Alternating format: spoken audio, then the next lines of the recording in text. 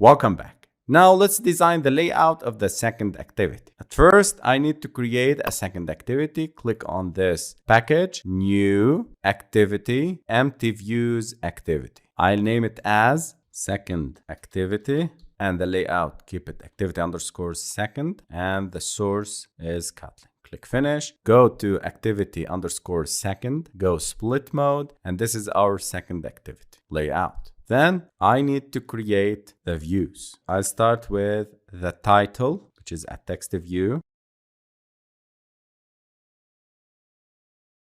And I'll make a text just to display it here.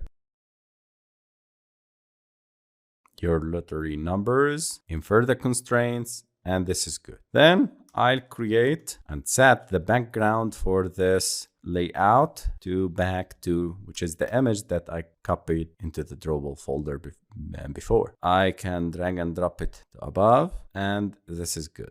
Now let's create another text view to display the result.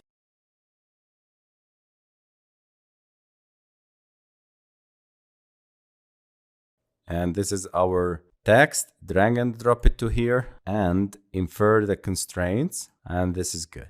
This is our text that will display the random numbers generated by this application. Also, I will create another button just to share the result.